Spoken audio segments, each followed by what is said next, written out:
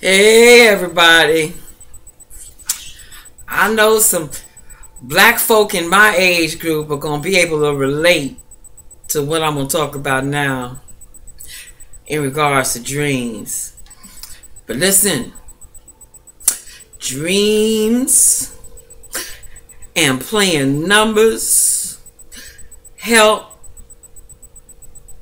our people, my people, to survive back in the day. Now, I was born in the 40s, and I can remember from the time I was a little child, folk down there in New York City coming up to me and saying, "What did you dream last night?" Oh yeah. My grandmother, both of my grandmothers, fed their families off of policy, what they call playing numbers. There was no lotto back then. And yes, this was illegal.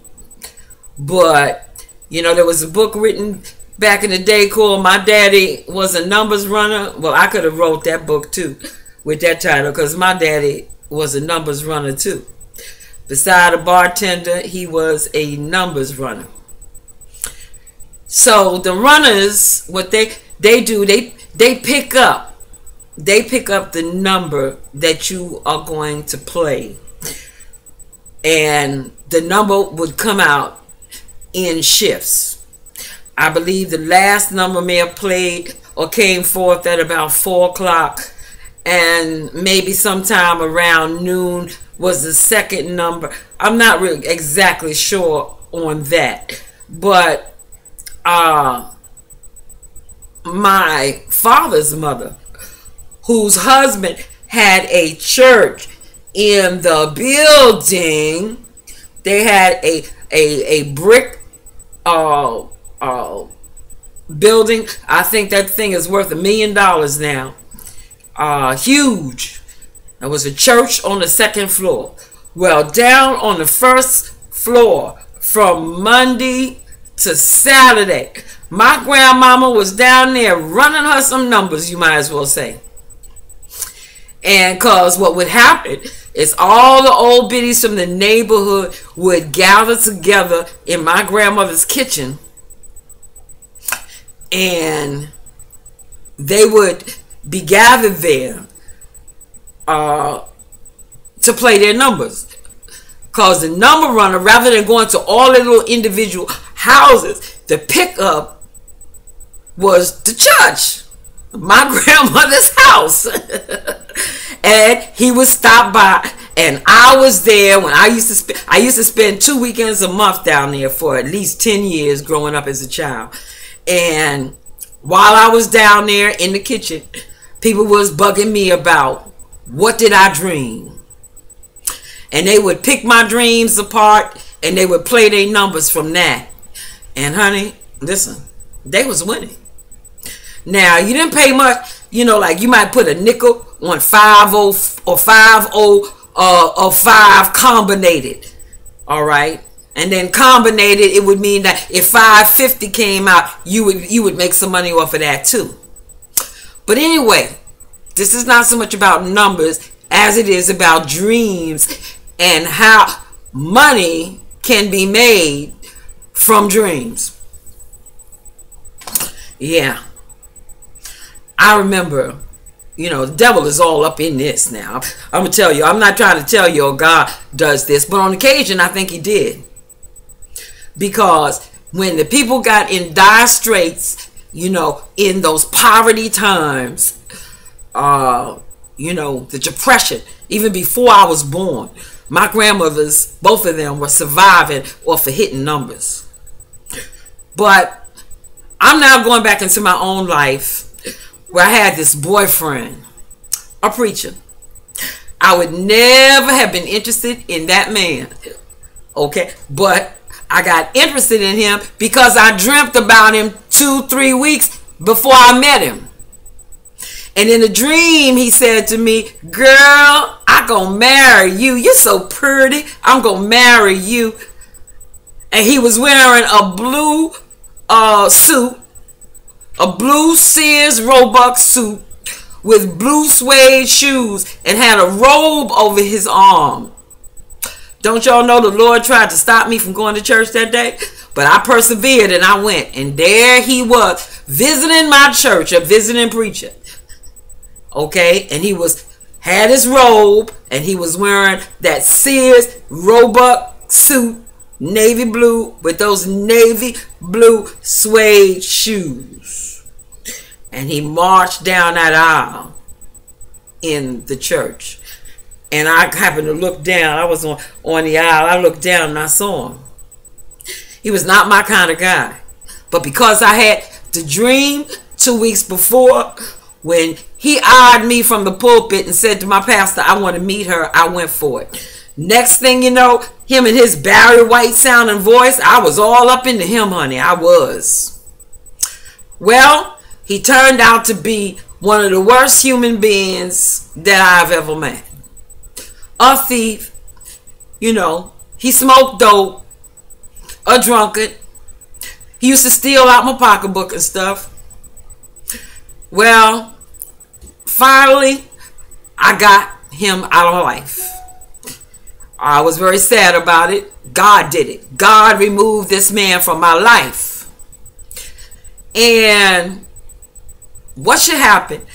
But when he got sent from New York all the way to Kansas by the bishop, I was like wailing my hands up in God. I will never serve you again. I hate you. I hate you. I hate you. You know how stupid we can get, right? Well, God moved him away from me. And he called me up on the phone, with the baby, please. Baby, please let me cut. I ain't got no money, but I need a plane. I need a flight to get to you. Help me to get to you. So I went and I said this prayer. I said, well, Lord, I don't want to spend any of my money for him. But if you mean for me to send for him, then you got to provide the money. Listen, I went to bed and I dreamed a number. I'm forgetting what that number was, but I think a 2 and a 5 and an O might have been in it. Anyway, I played, and this time I played at the store. I did not play illegal. But whatever it was back there, I'll tell you the year, it was 1980. And I played the number and it came out. And there was the money for the airplane ticket from Kansas to New York. I said, this must be God. This must be God. Well, it was not. Well, maybe it was God just to show me something. But I tell you what, when he came, not only did he steal out of my pocketbook that weekend, but he eyeballed my daughter, who was not even yet a teenager. She came and told me. And I was like, my God. But see, if I didn't have the dream, if I didn't go play that number, then he wouldn't have been there. But still, I couldn't get him out of my system. And shortly thereafter, a few nights, I call this the Holy Ghost vacuum cleaner. I was laying in my bed and something swooshed into my room, landed right here on my chest, and sucked that man out. Pull him out. Pull him out. And when I came to, I was mad. All that love, romance, I'm so bound, my nose so open, blah, blah, blah. It was gone. And he tried to hook up with me for the next 20 years, sending messages by other preachers. At that time, I was not even in the ministry.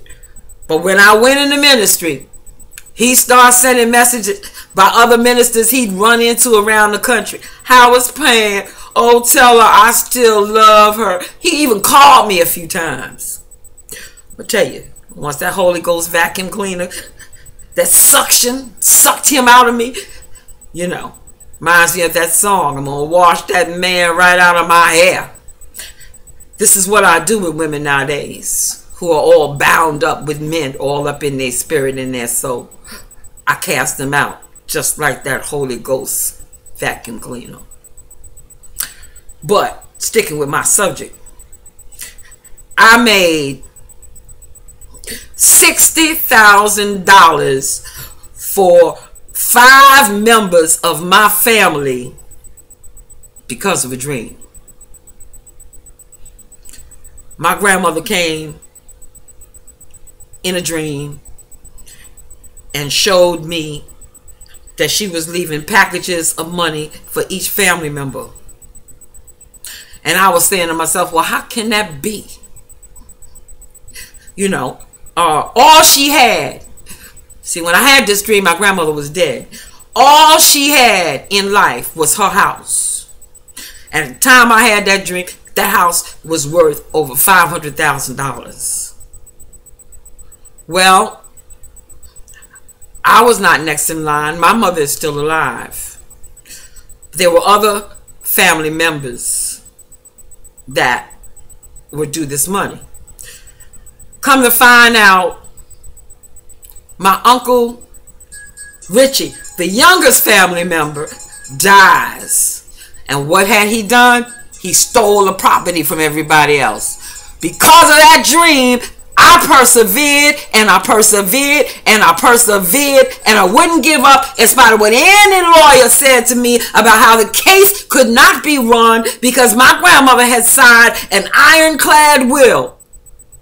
Well, guess what? Took me 5 years. Took me 5 years, me and my daughter. But we persevered because my faith was increased because of that dream. Was it my grandmother who came to me? No, it was an angel masquerading as her. Came and gave me the faith not to give up. So if any of y'all are watching this right now, I'm letting you know you got your little $60,000 each because of my dream. Y'all don't need to say thank you.